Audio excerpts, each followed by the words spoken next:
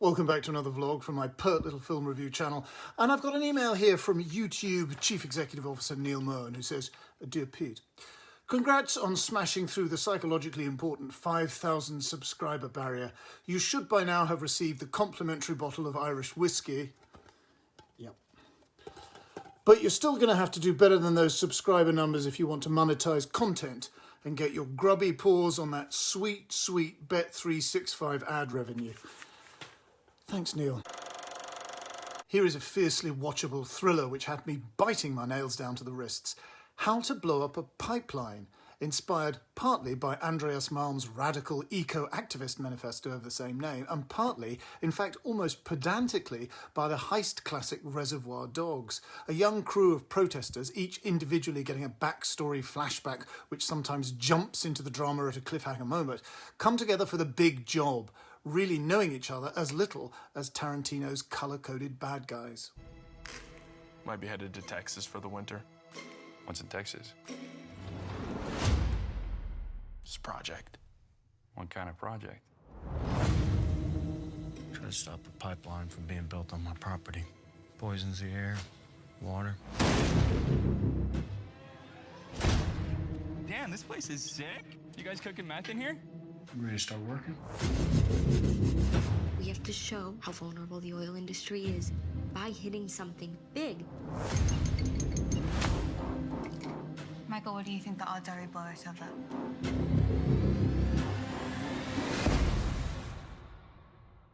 I don't really care.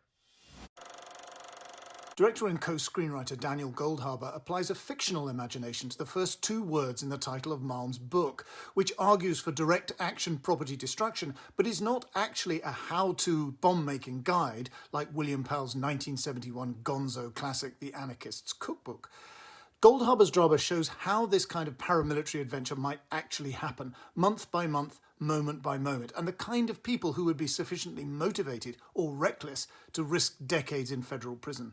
They are all drawn together by a plan to destroy a West Texan oil pipeline, disrupt the flow, and drive the price ruinously up. Interestingly, there is no clear leader, no one whose job it is to explain to the gang and us, the audience, what is supposed to happen, standing in front of, say, a whiteboard or a table with toy cars around a cardboard model bank. Insofar as someone is in charge, it appears to be Michael, played by Forrest Goodluck, the bomb specialist, although the light bulb moment of having the idea and finding the exact spot where a bomb could be planted are relatively unimportant and almost invisible. Michael is a young Native American who resents the oil rigs destroying his homeland. Xochitl, played by Ariella Baker, and Theo, played by Sasha Lane from Andrea Arnold's American Honey, are friends affected by big oil's toxic pollution in their neighbourhood, and Theo's girlfriend Alicia, played by Jamie Lawson, agrees to help.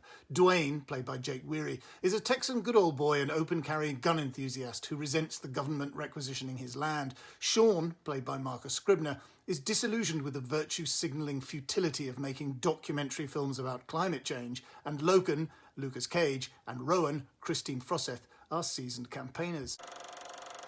A regular heist movie is driven by cynicism and greed, undercut with a crime doesn't pay anxiety. Yet this film, so different, is finally unlike Tarantino, but also unlike, say, Gillo Pontecorvo's The Battle of Algiers, which shows the insurgents' revolutionary motivation sympathetically, but without overtly asking the audience to share it. Or else there's Frederick Forsyth's The Day of the Jackal, filmed by Fred Zinnemann in 1973, which presented us with the hitman's thrillingly ice-cold professionalism in the paid service of a cause.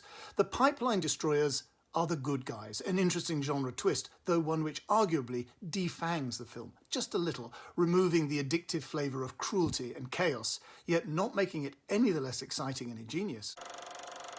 Okay, that's it. Please give this vlog a like and a share on your influential social media platforms, and very importantly, subscribe and leave a comment after you've done so, giving your wholehearted and unreserved support to what I'm doing here. And also, please, please, oh please, buy my book, The Films That Made Me, an edited selection of my essays and reviews for The Guardian. That's it. See you next time.